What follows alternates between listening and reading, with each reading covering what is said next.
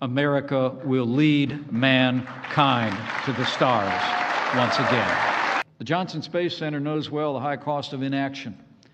The men and women of NASA have always been committed to American leadership in space, but too often our policymakers have failed to match your conviction with action and investment for the future. The last decade is proof. The end of the Space Shuttle program in 2011 left America without a viable human space launch program.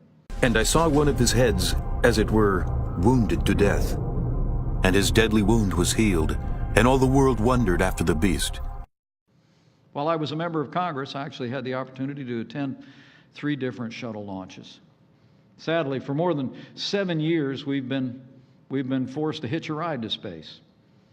Many Americans don't know that we've actually been forced to pay Russia to carry American astronauts to the International Space Station. And today, that cost runs about $82 million per seat.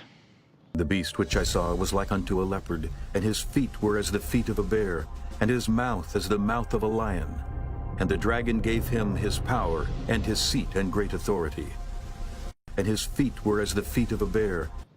Those days are about to be over. And his deadly wound was healed. I'm going to make you a promise. Soon and very soon, American astronauts will return to space on American rockets launched from American soil. You know, when we ended the shuttle program, it was more than a loss of momentum, though.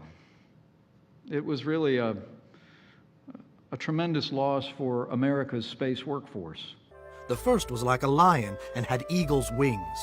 I beheld till the wings thereof were plucked, and it was lifted up from the earth, and made stand upon the feet as a man, and a man's heart was given to it. The end of the Space Shuttle program meant that many of our leading researchers, technicians, and space professionals no longer had a mission.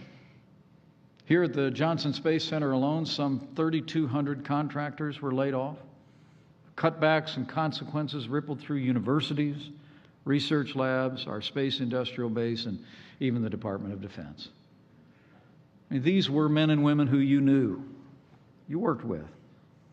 They were men and women of creativity and intellect and unparalleled skill, but they were frankly victims of our government's short-sightedness in those days.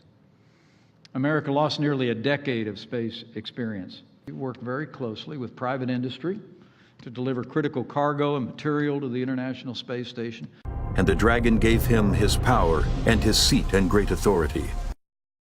Through the commercial resupply services, which has already successfully completed 23 different missions, with more on the way. And the dragon gave him his power, and his seat and great authority.